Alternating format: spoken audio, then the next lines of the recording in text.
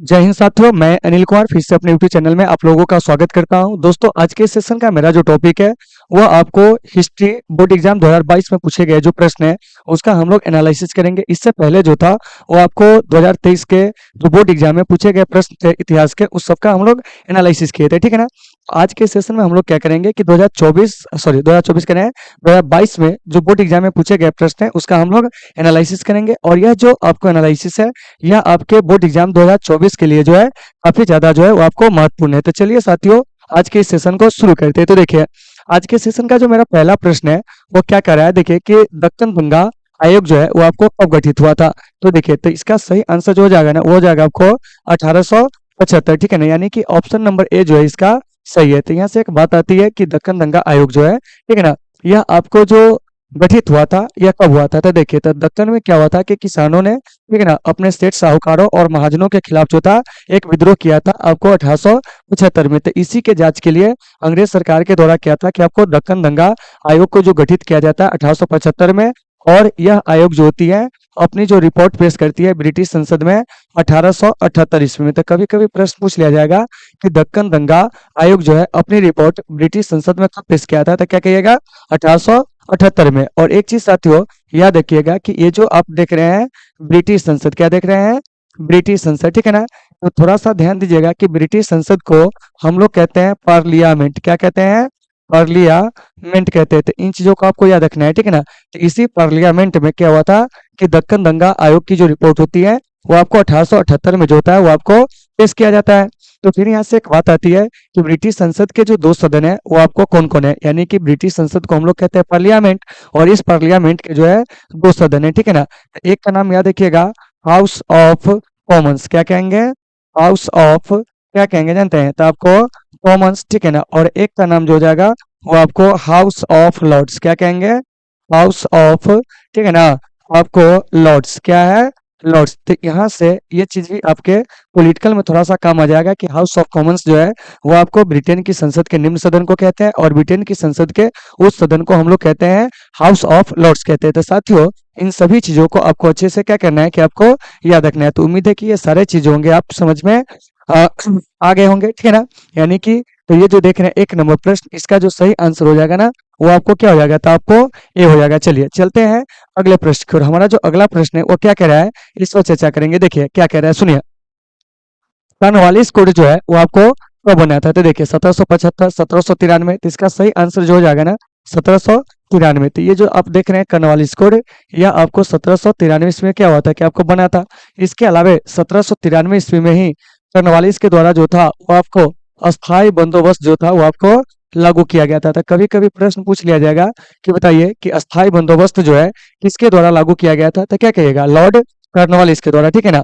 और ये जो कॉर्नवालिस कोड है कब बना था, 1793 में। तो फिर यहाँ से एक बात आती है कि लॉर्ड कॉर्नवालिस जो है वो आपको बंगाल का गवर्नर जनरल जो है वो कब तक रहा था। तो देखिए, तो ये जो लॉर्ड कॉर्नवालिस है ना, यह आपको बंगाल का जो गवर्नर जनरल रहा था 1786 से 1793 ईस्वी तक, ठीक है ना। और इसमें इन्होंने कई सारे सुधार वाले जो काम है वो भी किए थे।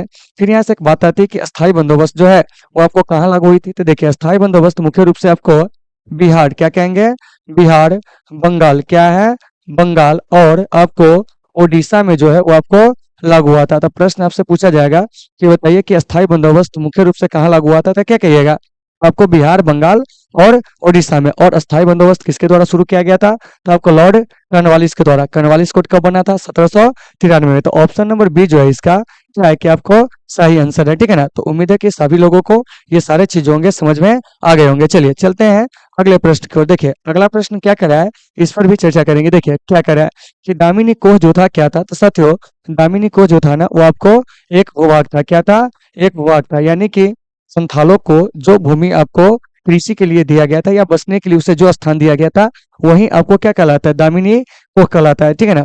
तो पूछा जाएगा आपके बोर्ड एग्जाम में कि दामिनी कोह क्या था, तो आप क्या कहेंगे जानते हैं, तो वह आपको एक भूभाग था। क्या था, भूभाग था। तो उम्मीद है कि सारे लोगों को ये सभी चीज होंगे समझ में आ गए होंगे। चलिए अब चलते हैं हम लोग अगले प्रश्न को। देखिए अगला प्रश्न क्या कह रहा है कि महालवाड़ी, ठीक है ना, भू राजस्व व्यवस्था किसके द्वारा लागू की गई थी? देखिए, तो इसमें जो ऑप्शन दिया गया है ना, उसी ऑप्शन के हिसाब से आपको बनाना होगा। तो देखिए, तो ये हो जाएगा आपको, यानी कि लॉर्ड डलहौजी, तो इसका तो होगा नहीं, ठीक है ना। लॉर्ड वेलेजली, क्या हो जाएगा? वेलेजली, ठीक है ना, या इसी को कहते हैं वेलेस्ली, ठीक है ना, याद रखिएगा। उसके बाद है लॉर्ड विलियम वेंटिक, क्या है? वेंटिक। और उसके बाद है आपको ऑकलैंड, क्या है? ऑकलैंड। तो यहाँ से याद रखिएगा कि ये जो महलवारी व्यवस्था है ना, ये आपको लॉर्ड वेलेजली के द्वारा जो था वो आपको लागू किया गया था। तो फिर यहाँ से एक बात आती है कि ये जो महलवारी व्यवस्था है वो आपको कहाँ लागू हुई थी?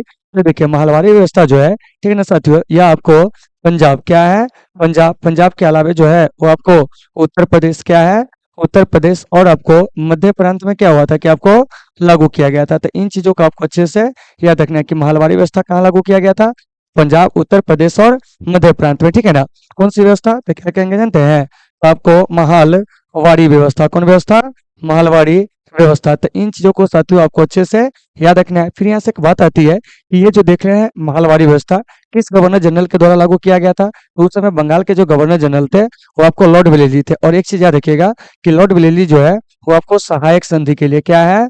सहायक संधि के लिए जाना जाता था। अगर आपसे प्रश्न पूछा जाएगा कि बताइए कि सहायक संधि से किसका नाम जुड़ा है, तो क्या कहिएगा? लॉर्ड वेलेस्ली का, ठीक है ना।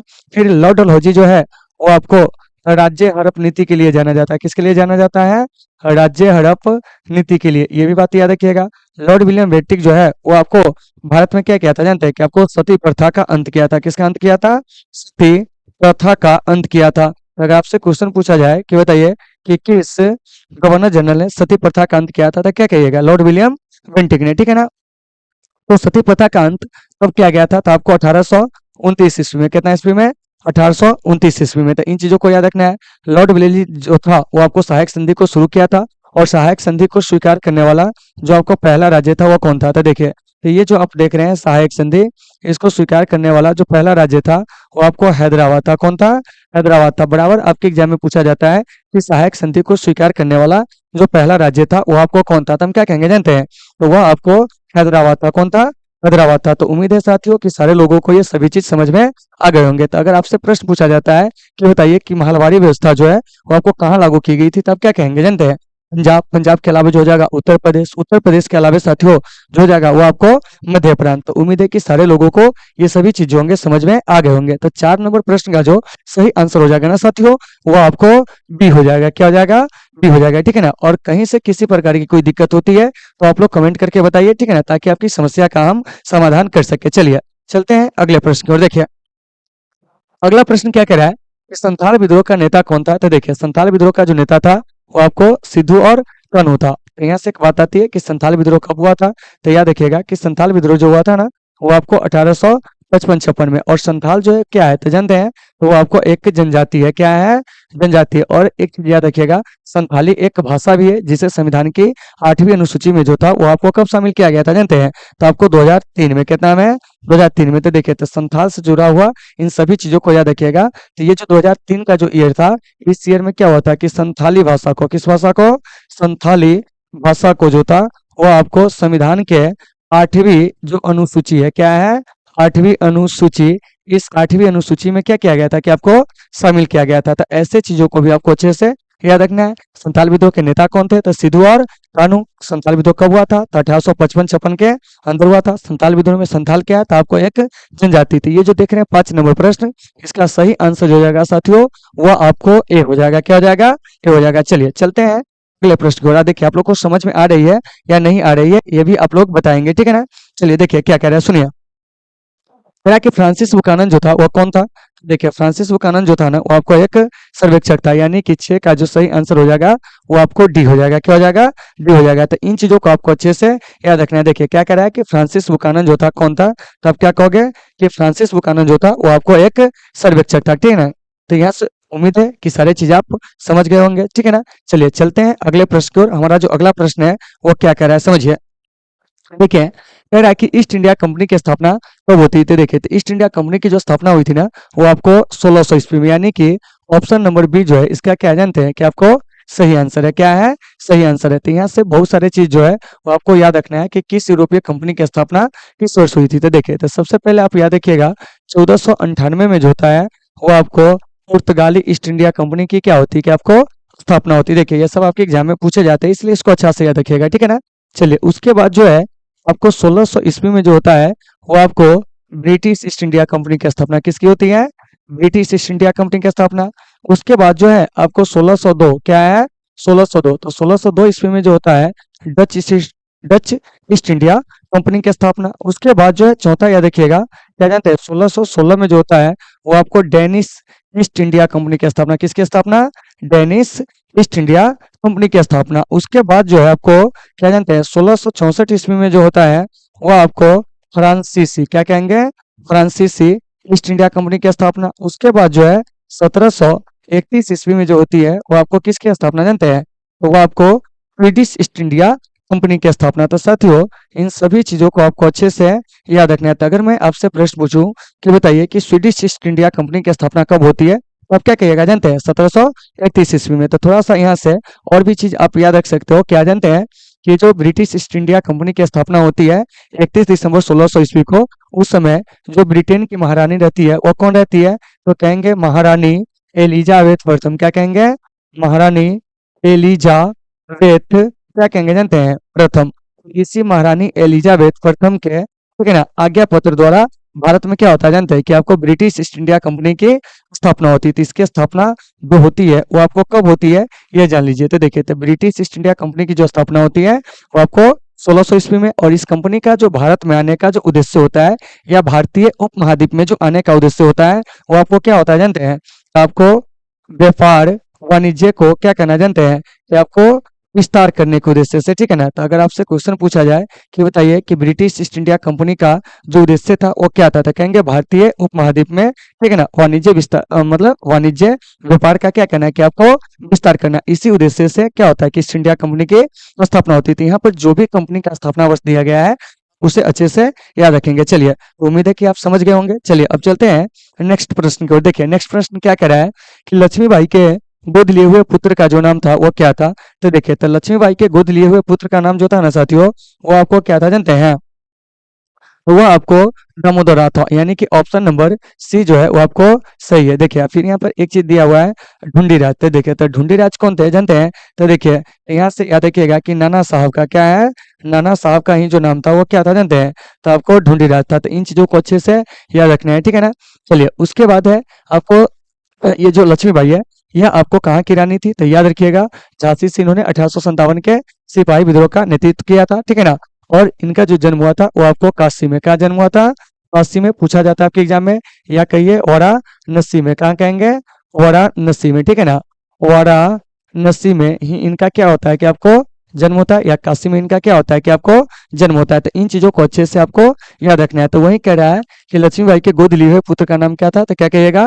दामोदर। यानी कि ऑप्शन नंबर जो सी है साथियों वो इसका क्या है कि आपको सही आंसर है, ठीक है ना। तो उम्मीद है कि आप इसे समझ गए होंगे, ठीक है ना। और नहीं समझ में आएगी तो आप कमेंट करके बताओगे ताकि आपकी समस्या का हम हर हाल में जो है वो आपको समाधान कर सके, ठीक है ना। तो चलिए साथियों चलते हैं अगले प्रश्न की ओर। देखिए अगला प्रश्न क्या कर रहा है इस पर हम लोग चर्चा करेंगे। देखिए कह रहा है कि जगदीशपुर में 1857 के विद्रोह का नेतृत्व जो किया था कौन किया था? तो देखिए, तो जगदीशपुर में विद्रोह का जो नेतृत्व किए थे ना वो आपको कुंवर सिंह, ठीक है ना।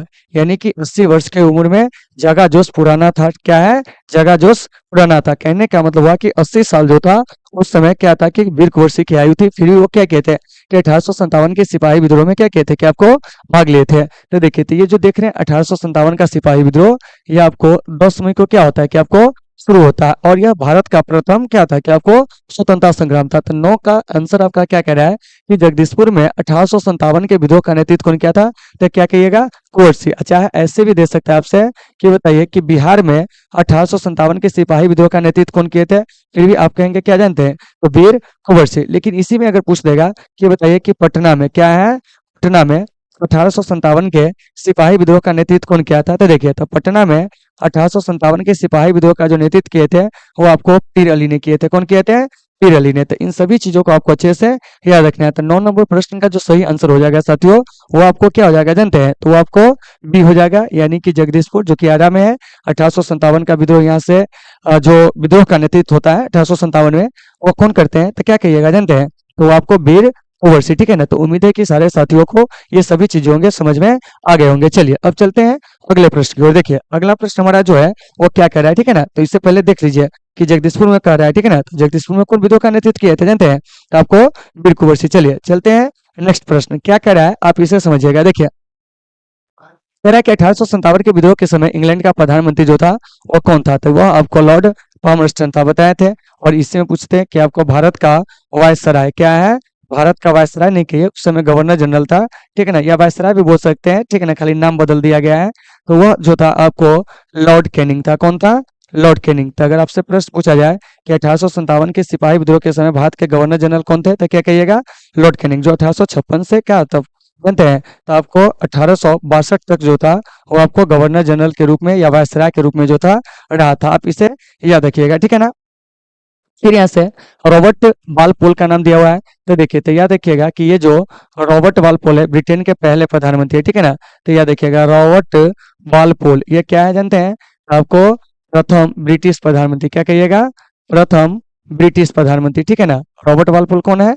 प्रथम ब्रिटिश प्रधानमंत्री। तो देखिए जीके के तौर पे आपको कम आएगा, ठीक है ना, कि प्रथम ब्रिटिश पीएम जो थे कौन थे? रॉबर्ट वालपोल, ठीक है ना। तो इन सभी चीजों को आपको अच्छे से याद रखना है। तो वही कह रहा है कि 1857 के विद्रोह के समय जो था वो आपको इंग्लैंड का प्रधानमंत्री कौन था? तो क्या कहिएगा जानते हैं? तो वो आपको रॉबर्ट कहते हैं, आपको लॉर्ड पॉम पॉम स्टर्न जो थे वो आपको थे। वायसराय पूछेंगे तो क्या कहिएगा? तो आपको लॉर्ड कैनिंग, क्या कहेंगे? लॉर्ड कैनिंग या गवर्नर जनरल कहिए, जो कहना है आप वो कहिए, ठीक है ना। तो 10 का सही आंसर क्या हो जाएगा? तो आपको सी हो जाएगा। तो उम्मीद है सारे लोगों की 10 नंबर प्रश्न जो होंगे समझ में आ गए होंगे। चलिए अब चलते हैं अगले प्रश्न की ओर। देखिए अगला प्रश्न क्या कह रहा है, सोचिए, ठीक है ना। पहले आपको बढ़िया से देख लेना है क्या कह रहा है कि निम्न में से कौन सा हड़प्पा सभ्यता का नगर नहीं है? देखिए मतलब कौन हड़प्पा सभ्यता का नगर नहीं है यह पूछा जा रहा है। तो इससे देखिए मोहनजोदड़ो, लोथर, कालीबंगन, विजयनगर। तो इसका सही आंसर हो जाएगा आपको डी, यानी कि विजयनगर जो है वो हड़प्पा सभ्यता का नगर जो है वो आपको नहीं है। तो फिर यहाँ से एक बात आती है कि मोहनजोदड़ो के बारे में कुछ बताइए। तो देखिए, तो ये जो मोहनजोदड़ो है ना साथियों, याद रखिएगा यह आपको हड़प्पा सभ्यता का सबसे बड़ा नगर था। क्या था? हड़प्पा सभ्यता का सबसे बड़ा नगर। याद रखिएगा कि हड़प्पा सभ्यता का जो सबसे बड़ा नगर था, ठीक है ना, क्या है? बड़ा नगर वो कौन था? तो क्या कहेंगे जानते हैं? आपको मोहनजोदड़ो। उसके बाद जो है लोथल, तो यह आपको बंदरगाह नगर था। क्या था? बंदरगाह नगर था। कौन जानते हैं? तो आपको लोथल। उसके बाद है कालीबंगन, ठीक है ना। तो कालीबंगा जो है वो आपको राजस्थान में, ठीक है ना। और इसका अर्थ जो होता है काले रंग की चिड़िया होता है। और यहाँ से जो मिला था वो आपको बेलनाकार मोहरे। क्या मिला था? बेलनाकार मोहरे। तो इन चीजों को भी आपको अच्छे से याद रखना है, ठीक है ना। तो देखिए, तो ये जो आप देख रहे हैं मोहनजोदड़ो, इसकी जो खोज होती है 1922 ईस्वी में। कितना में? 1922 ईस्वी में। लोथल का जो खोज होता है 1957 ईस्वी में। कितना ईस्वी में? 1957 ईस्वी में। और कालीबंगा की जो खोज होती है वो आपको 1953 ईस्वी में। तो इन चीजों को आपको अच्छे से याद रखना है। तो देखिए ये जो मोहनजोदड़ो है ये आपको पाकिस्तान से मिला है। कहाँ से मिला है? पाकिस्तान से, ठीक है ना, यानी कि पाकिस्तान के सिंध से मिला है, ठीक है ना। तो इन चीजों को याद रखना है कि मोहनजोदड़ो कहाँ से मिला है। तो क्या कहिएगा? कहेंगे साथियों पाकिस्तान के जो है वो आपको सिंध, क्या है? सिंध, यहीं से जो है वो आपको मिला है। फिर आपको लोथल जो है वो आपको गुजरात से। कहाँ से मिला है? गुजरात से। कालीबंगा जो है वो आपको राजस्थान से। कहाँ से? राजस्थान से। तो ये सभी जो देख रहे हैं ना ये सिंधु घाटी सभ्यता का क्या था? कि आपको नगर था। जबकि इसमें विजयनगर जो देख रहे हैं आप, यह विजयनगर जो था वह आपको सिंधु घाटी सभ्यता का नगर जो था वो आपको नहीं था। तो इन चीजों को आपको अच्छे से याद रखना है, ठीक है ना। तो उम्मीद है कि आप ये सारे चीज होंगे वो आपको समझ में आ गए होंगे, ठीक है ना। चलिए अब चलते हैं अगले प्रश्न की ओर। देखिए, तो ये जो देख रहे हैं 11, तो 11 का सही आंसर क्या हो जाएगा? तो आपको डी हो जाएगा, ठीक है ना। चलिए चलते हैं अगले प्रश्न की ओर। देखिए पहले प्रश्न को आप लोग पढ़िए, क्या कह रहा है कि विलियम्स जोन्स ने, ठीक है ना, एशियाटिक सोसाइटी की जो स्थापना है वो आपको कब किया था? या हम कह सकते हैं कि विलियम जोन्स ने एशियाटिक सोसाइटी की स्थापना, ठीक है ना, कब किया था? यानी देखिए विलियम जोन्स है और उसने क्या किया था? एशियाटिक सोसाइटी की स्थापना किया था, ठीक है ना। मतलब कि एशियाटिक सोसाइटी की स्थापना कब हुई थी यही पूछा जा रहा है। तो इसका सही आंसर जो है इसमें एक तो जगह दिल्ली नहीं है, ठीक है ना। तो इसको हम सही कर लेते हैं। ऑप्शन नंबर ए को 1784 कर देते, ठीक है ना। अब इसका सही आंसर क्या हो जाएगा? ए। मतलब कि एशियाटिक सोसाइटी ऑफ बंगाल की जो स्थापना होती है वो कब होती है बताइए? तो 1784 में, ठीक है ना। और इसकी जो स्थापना करते हैं वो आपको कौन करते हैं? यानी कि ये जो देख रहे हैं आपको एशियाटिक सोसाइटी ऑफ बंगाल, इसकी जो स्थापना किया गया था ना आपको विलियम जोन्स के द्वारा। किसके द्वारा? विलियम जोन्स के द्वारा। तो इन चीजों को याद रखना है। और इसकी जो स्थापना होती है एशियाटिक सोसाइटी की डेट के साथ याद रखिएगा 15 जनवरी 1784 ईस्वी को, ठीक है ना। और इसकी स्थापना जो होती है वो आपको कहाँ होती है जानते हैं? तो वो आपको कोलकाता में, कहाँ होती है? कोलकाता में। तो इन चीजों को याद रखना है। दूसरी बात साथियों, यहाँ से एक चीज आप और याद रख सकते हैं कि एशियाटिक सोसाइटी ऑफ बंगाल की स्थापना का जो उद्देश्य था वो क्या था? तो वो था आपको प्राच्य अध्ययन को, क्या है? प्राच्य अध्ययन को क्या करना जानते हैं? कि आपको बढ़ावा देना। क्या करना? प्राच्य अध्ययन को बढ़ावा देना। क्या करना? बढ़ावा देना, ठीक है ना? तो इसी उद्देश्य से क्या हुआ था जानते हैं? कि आपको, यानी कि ये जो आपको एशियाटिक सोसाइटी ऑफ बंगाल है, इसकी क्या होती है कि आपको स्थापना होती है, ठीक है ना? तो यहाँ से आपके बोर्ड एग्जाम में क्या क्या प्रश्न आएंगे, थोड़ा सा इसको रिकॉल कीजिए। जैसे देखिए क्या आ सकता है, विलियम जोन्स, ठीक है ना? इन्होंने क्या किया था? एशियाटिक सोसाइटी ऑफ बंगाल की क्या किए थे कि आपको स्थापना किए थे। कब किए थे? तो 1784 में। और एशियाटिक सोसाइटी ऑफ बंगाल के स्थापना का जो उद्देश्य था वो क्या था? तो क्या कहेंगे जानते हैं? आपको प्राच्य अध्ययन को बढ़ावा देना। और इसकी स्थापना जो होती है वो आपको कलकत्ता के अंदर होती है, ठीक है ना? तो इन सभी चीजों को साथियों आपको अच्छे से याद रखना है। तो उम्मीद है कि सारे लोगों को ये सभी प्रश्न जो होंगे वो आपको समझ में आ गए होंगे। तो चलिए अब चलते हैं अगले प्रश्न को, ठीक है ना? तो इसका सही आंसर याद रखिएगा कि वो आपको ए हो जाएगा, ठीक है ना? चलिए अब देखते हैं नेक्स्ट प्रश्न हमारा क्या है। देखिए सभी लोगों को दिखते होंगे। देखिए कह रहा है कि दयाराम सनी ने हड़प्पा सभ्यता का खोज जो है वो आपको किस वर्ष किया था? मतलब हड़प्पा सभ्यता की जो खोज होती है वो किस वर्ष होती है, ये पूछा जा रहा है, ठीक है ना? देखिए तो सबसे पहले जान लीजिए कि सिंधु घाटी सभ्यता का पहला खोजा गया जो नगर था वो आपको हड़प्पा था। और हड़प्पा की खोज जो होती है ना 1921 ईस्वी में, क्या होती है? 1921 ईस्वी में, ठीक है ना? इसीलिए सिंधु घाटी सभ्यता को जो है ना साथियों वो आपको कहा जाता है हड़प्पा सभ्यता। क्या है?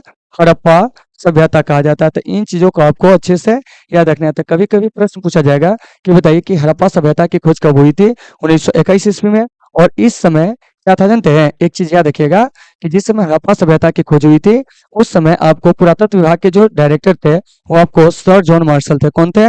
सर जॉन मार्शल थे। तो इन चीजों को भी आपको अच्छे से याद रखना है। तो अगर मैं आपसे क्वेश्चन पूछूं कि बताइए कि हड़प्पा सभ्यता के खोज के समय पुरातत्व विभाग के डायरेक्टर कौन थे, तो क्या कहिएगा? सर जॉन मार्शल, ठीक है ना? तो देखिए तो यहाँ पे याद रखिएगा कि हड़प्पा की खोज जो होती है कब होती है?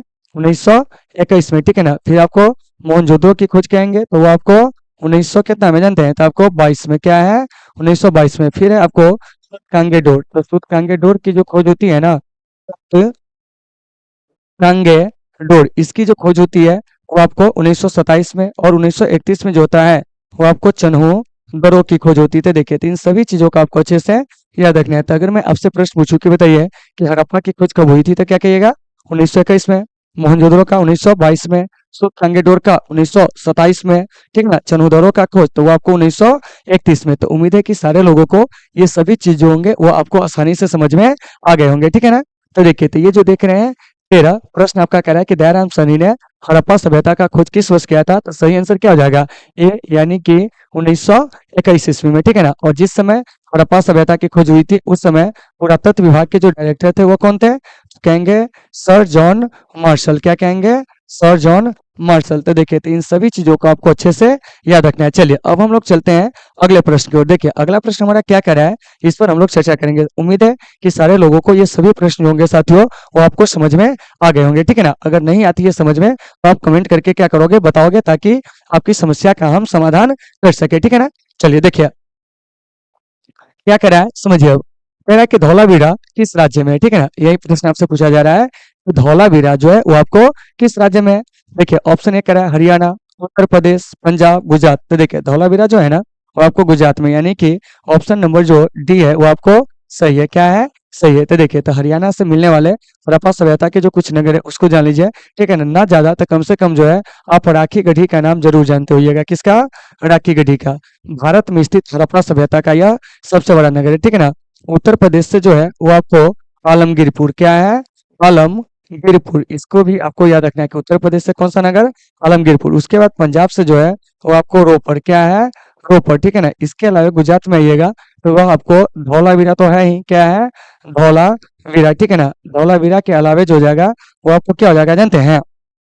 तो धौलावीरा के अलावे जो हो जाएगा साथियों वह आपको जो दूसरा हो जाएगा, ठीक है ना, वो हो जाएगा आपको लोथल। क्या हो जाएगा? लोथल, ठीक है ना? इसके अलावे जो हो जाएगा आपको क्या जानते हैं? तो आपको सुरतरा। क्या हो जाएगा? सुरपुत्रा। तो इन चीजों को याद रखिएगा, ठीक है ना। तो देखिए ये जो गुजरात है, तो गुजरात से क्या मिला है, तो धौलावीरा, ठीक है ना, लोथल, सुरकोतरा। तो इन सभी चीजों को आपको अच्छे से याद रखना है। और गुजरात जो है साथियों क्या है, तो याद रखिएगा कि भारत का जो है वो आपको सबसे पश्चिमी राज्य क्या है, सबसे पश्चिमी राज्य। देखिए और एनटीपीसी में यहाँ से एक प्रश्न पूछा गया था, क्या जानते हैं कि भारत का जो सबसे पश्चिमी राज्य है गुजरात, इसे हम लोग श्वेत रेगिस्तान क्यों कहते हैं। तो देखिए तो इसको श्वेत रेगिस्तान इसलिए कहा जाता है क्योंकि यहाँ नमक का उत्पादन जो होता है काफी ज्यादा होता है। तो उम्मीद है कि सभी लोगों को ये प्रश्न समझ में आ गए होंगे। तो वही कह रहा है कि धौलावीरा किस राज्य में है, तो क्या कहिएगा, गुजरात में। यानी कि ऑप्शन नंबर डी इसका क्या है, तो क्या कहेंगे, जानते हैं कि सही आंसर है। चलिए उसके बाद चलते हैं आगे। देखिए अगला प्रश्न क्या कह रहा है, मोहनजोदड़ो किस भाषा का क्या है, क्या आपको शब्द है। तो देखिए मोहनजोदड़ो जो है ना वो आपको सिंधी भाषा का शब्द है, यानी कि ऑप्शन नंबर डी इसका सही है। और ये जो मोहनजोदड़ो देख रहे हैं, ठीक है ना, मोहनजोदड़ो सिंधी भाषा का शब्द है। और सिंधी भाषा में इसका जो अर्थ होता है ना, वो होता है आपको मृतकों का क्या कहेंगे, जानते हैं, टीला। तो अगर मैं आपसे प्रश्न पूछूं कि बताइए कि ये जो देख रहे हैं मोहनजोदड़ो, इस मोहनजोदड़ो का जो अर्थ होगा वो क्या होगा, तो क्या कहिएगा, आपको मृतकों का टीला। अब मोहनजोदड़ो किस भाषा का शब्द है, तो क्या कहेंगे, जानते हैं, सिंधी भाषा का शब्द है, ठीक है ना। मोहनजोदड़ो की खोज कब होती है, याद रखिएगा 1922 ईस्वी में। कितना ईस्वी में, 1922 ईस्वी में। और मोहनजोदड़ो के जो खोजकर्ता थे, क्या थे, खोजकर्ता थे, वो कौन थे, तो आपको याद रखना है, राखल, क्या है, राखल दास, क्या कहेंगे, जानते हैं, बनर्जी। क्या कहेंगे, राखल दास बनर्जी। इन्होंने ही मोहनजोदड़ो को खोज निकाला था 1922 ईस्वी में। और यह पाकिस्तान के सिंध से मिला है, कहाँ से मिला है, सिंध से मिला है, ठीक है ना। तो इन चीजों को आपको अच्छे से याद रखना है, ठीक है ना। तो ये जो मोहनजोदड़ो देख रहे हैं, ये आपको किस भाषा का शब्द है, तो क्या कहेंगे, तो आपको सिंधी भाषा का जो है वो आपको क्या जानते हैं कि आपको यह एक शब्द है। इस बात को आपको अच्छे से याद रखना है। और सिंधी भाषा में मोहनजोदड़ो का अर्थ क्या होता है, मृतकों का टीला। तो यानी कि 15 का सही आंसर जो हो जाएगा वो आपको डी हो जाएगा। चलिए चलते हैं अगले प्रश्न की ओर। आप लोग को समझ में आ रही है या नहीं आ रही है, आप कमेंट करके बताओगे, ठीक है ना। जब तक नहीं बताओगे, जब तक मुझे नहीं पता चल पाएगा कि हम आपको क्या पढ़ाते हैं, मेरी पढ़ाई आपको अच्छी लग रही है या नहीं लग रही, ठीक है ना। तो आप लोग जब तक अपना फीडबैक नहीं दोगे, जब तक पता नहीं चलेगी। चलिए चलते हैं अगले प्रश्न की ओर। देखिए क्या कह रहा है, हड़प्पा सभ्यता का विशाल स्नानागार किस नगर में पाया गया है। तो देखिए तो ये जो देख रहे हैं ना मोहनजोदड़ो, यहीं से आपको विशाल जो है आपको स्नानागार, ठीक है ना, इसके अलावे आपको यहीं से जो है विशाल अन्नागार, क्या है, अन्नागार का जो प्रमाण है वो आपको मिला है। और मोहनजोदड़ो क्या है, तो कहेंगे सिंधु घाटी सभ्यता का जो है सबसे बड़ा क्या है कि आपको नगर है, ठीक है ना। तो इन चीजों को याद रखना है। तो ये जो देख रहे हैं विशाल स्नानागार, ठीक है ना, तो इस विशाल स्नानागार का प्रयोग कहाँ होता था, तो आपको धार्मिक अनुष्ठान में या सार्वजनिक मतलब जो स्नान होते थे उसमें इसका क्या होता था कि आपका प्रयोग होता था। चलिए फिर आपको लोथल, तो लोथल से जो है वो आपको फारस की मोहरें मिला है, क्या मिला है, फारस की मोहरें मिला है। तो इन चीजों को आपको अच्छे से याद रखना है। चलिए उसके बाद जो है कालीबंगन, तो कालीबंगा से जो है आपको भूकंप के प्राचीनतम साक्ष्य, क्या है, भूकंप के प्राचीनतम जो साक्ष्य है वो कहाँ से मिला जानते हैं, तो वह आपको कहाँ से बताइए, तो आपको कालीबंगा से। तो फिर यहाँ से एक बात आती है कि कालीबंगा जो है किस राज्य में, तो क्या कहिएगा, आपको राजस्थान, क्या कहेंगे, राजस्थान, ठीक है ना। लोथल कहेंगे तो यह हो जाएगा आपको गुजरात, क्या हो जाएगा, लोथल जो है साथियों वो आपको गुजरात, ठीक है ना। मोहनजोदड़ो जो है पाकिस्तान कहिए, क्या कहिए, पाकिस्तान, ठीक है ना। उसके बाद जो हो जाएगा आपको रोपड़, तो रोपड़ जो है वो आपको पंजाब से मिला, कहाँ से मिला है, पंजाब से। तो देखिए तो जो भी जानकारी आपको दी रही है, ठीक है ना, सारे चीजों को आपको अच्छे से याद रखना है। और आपके यह बोर्ड एग्जाम में जो पूछे गए प्रश्न है उसी को हम ज्यादातर यहाँ पर क्या कर रहे हैं कि आपको एनालिसिस कर रहे हैं, ठीक है ना। जब हम चैप्टर पढ़ाएंगे तो उसमें बहुत सारी चीज आपको पढ़ना है, तो उसको थोड़ा अच्छे से वहां पे देखा जाएगा। देखिए यहाँ सुनिए, तो 16 नंबर प्रश्न का जो सही आंसर हो जाएगा वो आपको क्या हो जाएगा, तो आपको ए हो जाएगा, यानी कि स्नानागार, ठीक है ना, और अन्नागार, ये दोनों चीज जो है आपको विशाल कहाँ से मिला है, तो क्या कहेंगे जानते हैं, तो आपको कहाँ से, मोहनजोदड़ो से। और सिंधु घाटी सभ्यता में जो आपको अन्नागार था, संभवतः यह आपको क्या था जानते हैं कि सबसे बड़ा इमारत था। तो इस बात को भी आपको अच्छे से याद रखना है, क्योंकि सिंधु घाटी सभ्यता के अध्ययन का जो मेरे पास एकमात्र स्रोत है वह है आपको पुरातात्विक साक्ष्य। कैसा साक्ष्य है, पुरातात्विक साक्ष्य, ठीक है ना। तो इन सभी चीजों को साथियों आपको अच्छे से याद रखना है। चलिए अब हम चलते हैं अगले प्रश्न को, ठीक है ना। इसका सही आंसर जान लिए ना कि ये हो जाएगा। देखिए अगला प्रश्न जो है वो आपको क्या कह रहा है, इस पर हम लोग चर्चा करेंगे। देखिए कह रहा है कि पुरातत्व के अंतर्गत निम्न में से कौन एक नहीं आता है। तो देखिए साहित्य, सिक्के, अभिलेख, ठीक है ना, भग्नावशेष। तो इसका सही आंसर हो जाएगा साहित्य, ठीक है ना, क्या है, साहित्य। बाकी आप सिक्के देख रहे हैं, अभिलेख देख रहे हैं, भग्नावशेष देख रहे हैं, ठीक है ना। तो ये सभी चीज जो होता है वो आपको पुरातत्व के अंतर्गत आता है। तो यहाँ से एक बात आती है कि पुरातत्व हम कहते हैं किसको, ठीक है ना। तो देखिए, तो पृथ्वी के गर्भ से खोद कर निकाली गई जो आपको प्राचीन वस्तु होती है उसी को हम लोग पुरातत्व कहते हैं। और इस पुरातत्व से क्या होता है, हमें अपने प्राचीन इतिहास को जानने में क्या होती है कि आपको जानकारी जो होती है वो आपको मिलती है, यानी कि आसानी होता है, ठीक है ना, अपने प्राचीन अध्ययन को जानने में। किस चीज से जानते हैं, तो आपको पुरातत्व से। तो यहाँ से पुरातत्व की परिभाषा आप देख सकते हैं कि पुरातत्व जो है, ठीक है ना, संस्कृत भाषा का शब्द है, ठीक है ना, जो दो शब्द पुरा और तत्व से मिलकर बना है। पुरा का मतलब प्राचीन हो जाएगा, का मतलब जो हो जाएगा वो आपको सामग्री हो जाएगा, यानी कि पुरातत्व का जो शाब्दिक अर्थ हो गया वो आपको प्राचीन सामग्री हो गया, ठीक है ना। तो देखिए, तो पुरातत्व वह विज्ञान है जिसके माध्यम से हम क्या करेंगे जानते हैं कि पृथ्वी के गर्भ से क्या कहते हैं जानते हैं, प्राचीन वस्तुओं की खुदाई करके अपने अतीत के लोगों के भौतिक जीवन का क्या करते हैं कि आपको ज्ञान प्राप्त करते हैं। तो इन चीजों को आपको अच्छे से याद रखना है। तो 17 का सही आंसर जो हो जाएगा वो आपको ए हो जाएगा। चलिए अब हम चलते हैं आगे। देखिए क्या कह रहा है, लोथल किस नदी के किनारे जो है वो आपको स्थित है, यही प्रश्न पूछा जा रहा है। तो देखिए, तो लोथल जो है ना साथियों, वो आपको भोगवा नदी के किनारे, यानी कि ऑप्शन नंबर जो सी है इसका क्या है जानते हैं कि वो आपको सही है, ठीक है ना। फिर यहाँ से सिंधी नदी के किनारे कहेंगे, ठीक है ना, यानी सिंधी नहीं सिंधु नदी के किनारे, तो वो हो जाएगा आपको मोहनजोदड़ो। रावी नदी के किनारे कहिएगा तो वो आपको हड़प्पा, क्या है, हड़प्पा, याद रखिएगा। भोगवा कहेंगे तो ये आपको लोथल जो है भोगवा नदी के तट पर। ब्यास के बारे में ऐसा कोई प्रमाण नहीं है। इसी में पूछेंगे कि सिंधु नदी के किनारे कौन है, ठीक है ना, तो आप कहिएगा मोहनजोदड़ो, क्या कहेंगे, मोहनजोदड़ो, ठीक है ना। तो इन चीजों को आपको अच्छे से याद रखना है। तो वही कह रहा है कि लोथल किस नदी के किनारे स्थित है, तो क्या कहेंगे जानते हैं, तो लोथल जो है वो आपको क्या कहेंगे, भोगवा नदी के किनारे स्थित है। कहाँ स्थित है, तो कहेंगे गुजरात में। कहाँ, गुजरात में। तो ऑप्शन नंबर सी इसका क्या है, करेक्ट आंसर है। चलिए अब चलते हैं अगले प्रश्न की ओर, ठीक है ना। और बार बार बोल रहे हैं आप लोगों से, समझ में आ रही है या नहीं आ रही है, आप लोग बताएंगे। देखिए क्या कह रहा है, सुनिए। त्रिपिटक किस धर्म का साहित्य है, तो साथियों त्रिपिटक जो है ना वो आपको बौद्ध धर्म का साहित्य है। किसका है, बौद्ध धर्म का, ठीक है ना।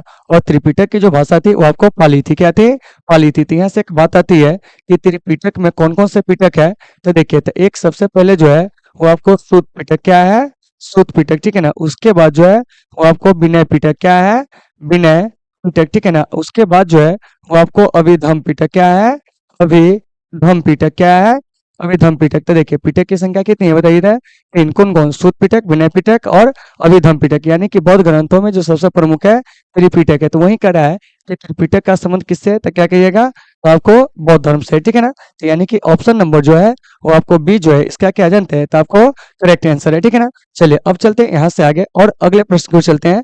अगला प्रश्न जो है हमारा क्या कह रहा है उस पर हम लोग चर्चा करेंगे। देखिए जो 20 नंबर हमारा प्रश्न है उस पर हम लोग बात करेंगे। देखिए क्या कि रात रंगनी किसने लिखा था, तो देखिए तो रात रंगनी जो लिखा था ना वो आपको कलहन ने लिखा था। कौन लिखा था, कलहन ने। तो याद रखिएगा कि रात रंगनी के लेखक कौन है, कलहन। इसमें पूछेंगे कि अर्थशास्त्र, क्या कहेंगे, अर्थशास्त्र किसने लिखा था, तो देखिए साथियों अर्थशास्त्र जो लिखा था वो आपको कौटिल्य ने, ठीक है ना। पाणिनि जो था वो आपको अष्टाध्यायी, क्या है, अष्टाध्यायी जो था उसको क्या किया था, लिखा था।